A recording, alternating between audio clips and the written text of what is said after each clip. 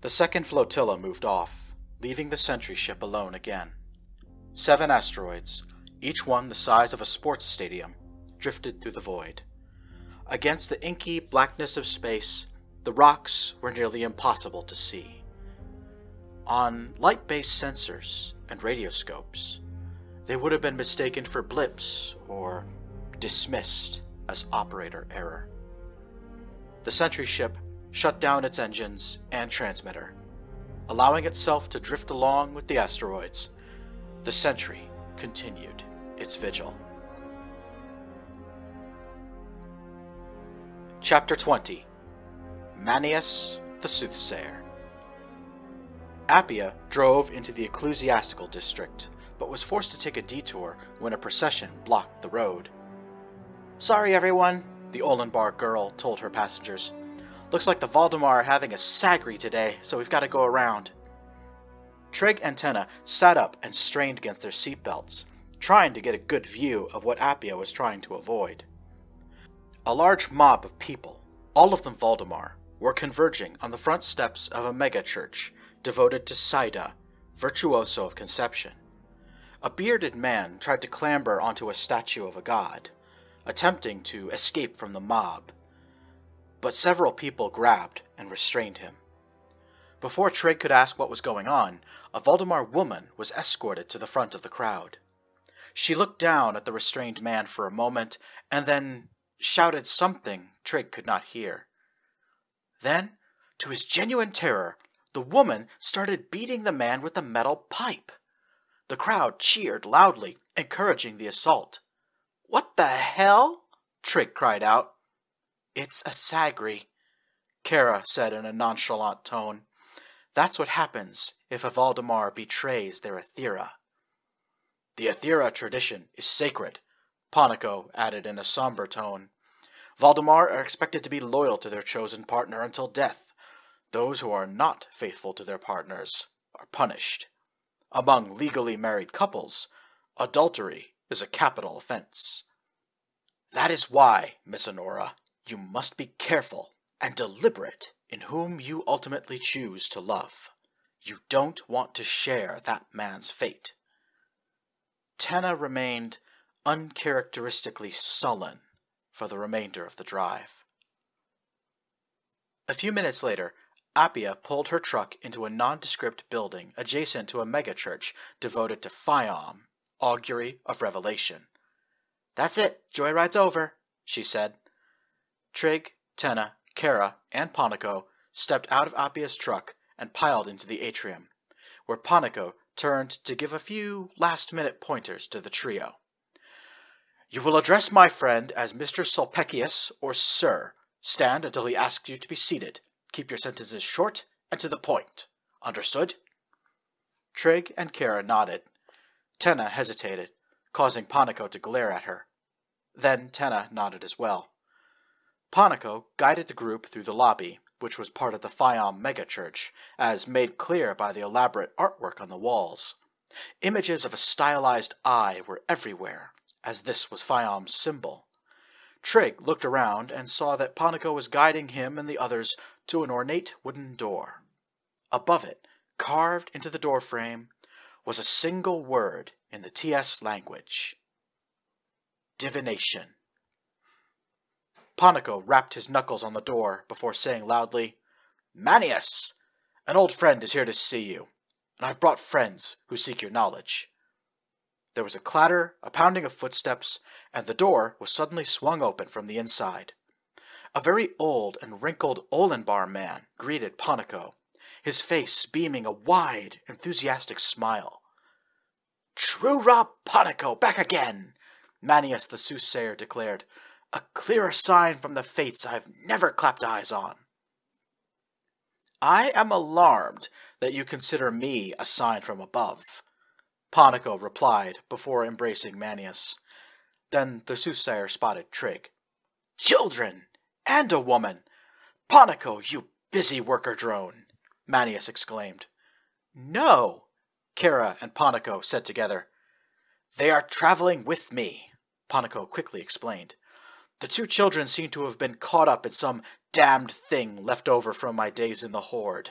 I think I know what's happening, but I need more clarification before I start doing things that are irreversible. Manius let go of Panico and gently took hold of Trig's hand, guiding him further into the room. Now that Trig got a good look around, Trig realized that this chamber was somewhat different from the rest of the megachurch. There were no images of Phaeom's eye in here. Instead, the walls were decorated with paintings of a swirling purple and blue landscape.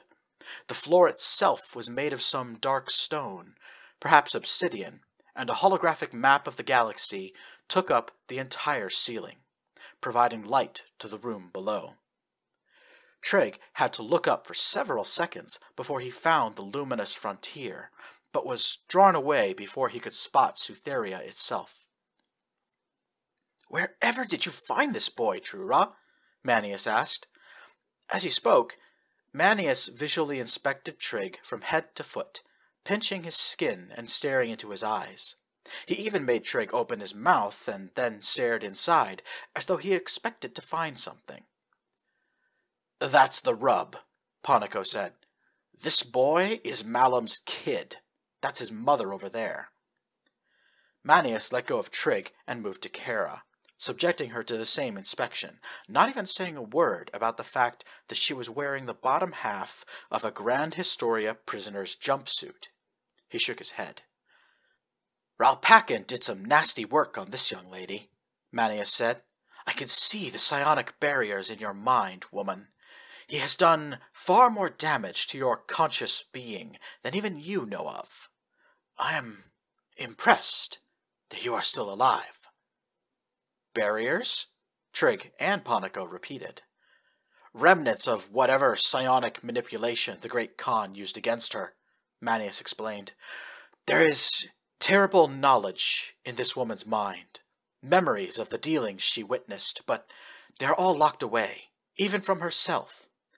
It will take a scion with the power of the gods to recover what has been lost. My dear lady, I weep for you." Manius remained quiet for half a second. Then he spotted Tenna. "What a beautiful young specimen," he declared, "and a Valdemar no less.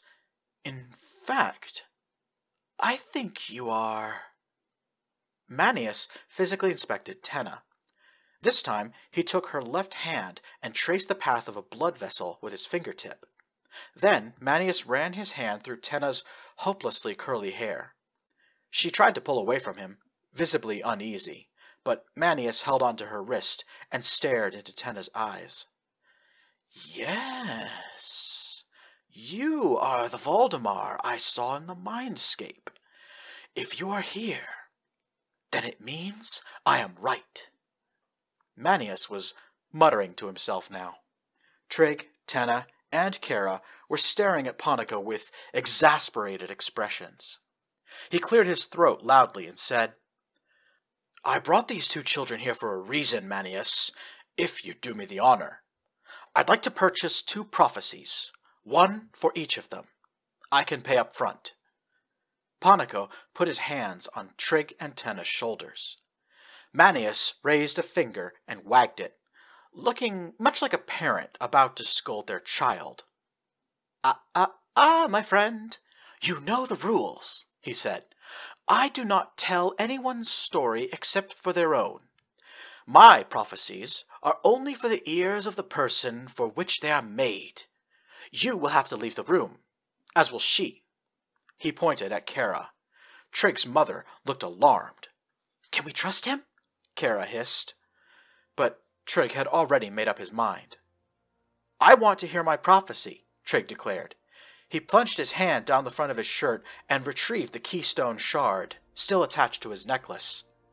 "I need to know what I'm supposed to do with this thing, whatever it is.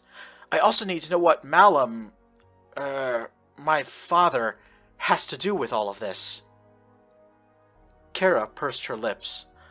Panico retrieved a pocket computer from his jacket.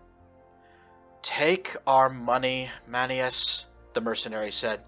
"We will wait outside with Tenna and send her in when Trig is done."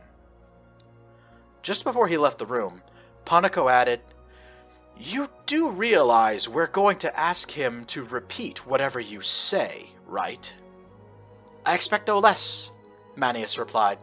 "However, this young man, like all of my clients, is free to choose exactly what he will say to you. It is his prophecy, and he will do whatever he wills with it." The Soothsayer withdrew his own pocket computer and tapped it against Panico's. There was a soft beeping sound as the electronic transfer of money took place. Trig watched as Tenna, Panico, and his mother withdrew from the chamber and closed the door behind him. Manius gently took Trig by the arm and guided him to a shrine at the back of the room. "Take a deep breath, young man," Manius said. "Smell the incense. Place your hand on the dormant gateway, and we will begin."